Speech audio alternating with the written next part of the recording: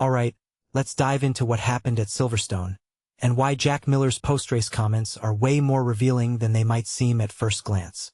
Hook! So here's the deal. Miller finishes 13th, right? But even after Quartararo's penalty, he's still 30 seconds behind the winner. 30 seconds in MotoGP? That's like an eternity. But here's what caught my attention. Miller says this gap isn't just a bad day. It's a reflection of where they're at right now. And that's where the real story starts. Context setup. Let's unpack this. Because when a rider like Miller, who's consistently in the mix, starts talking about the level we're at, they're not just admitting defeat, they're pointing to a systemic issue. Now, I'll admit my first thought was, wait, 30 seconds? That's a huge gap for someone who's usually fighting top fives. But Miller explains that he and Quartararo were running together for most of the race. So why did it blow up so badly? Here's where it gets fascinating. He mentions pushing harder in corners or braking later, but only being able to do that for so long before the tires bite back. And boom, that's the key. Main breakdown, let's talk tires. Everyone was on the medium rear, which theoretically should have been the sweet spot for grip and longevity. But Miller says by the final 7 laps, the drop-off was significant. Personally, I think this is where the Aprilias just outsmarted everyone. Their podium sweep wasn't luck. They've been dominating tire management across classes for a while now. But here's what people misunderstand. It's not just about tire choice.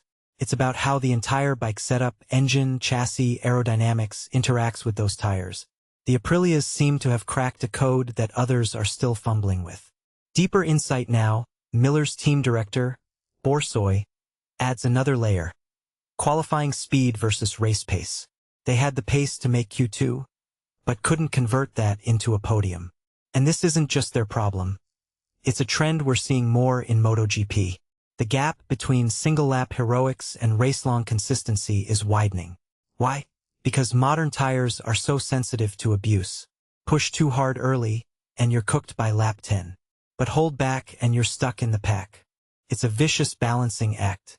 And the teams that master it, they're the ones on the podium. Commentary. What this really highlights is the evolution of MotoGP strategy. It's not just about horsepower anymore, it's about physics.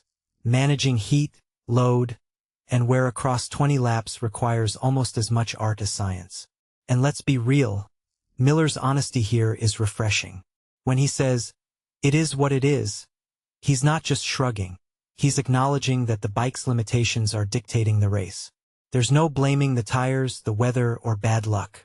It's a straightforward assessment. The package isn't quite there yet. Speculation, but here's the question I can't stop thinking about. Is this a short-term hurdle or a sign of a deeper problem? Because if they're struggling with tire degradation at Silverstone, a track known for its mix of high-speed corners and braking zones, what happens when they hit circuits like Mugello or Assen, where the demands are even more extreme? This isn't just about fixing a setup flaw. It's about understanding how rider style, bike dynamics, and tire compounds intersect. And honestly, I think this is where the next championship will be won or lost. Closing thought. So here's my takeaway. Miller's Silverstone race wasn't a failure. It was a data point, a brutally honest one. And for fans, that's what makes this sport so compelling. Because every gap, every dropped position, every podium sweep is not just about speed. It's about solving a puzzle that changes every weekend. What do you think? Does this gap signal a temporary setback? Or is there a bigger revolution coming to MotoGP strategy?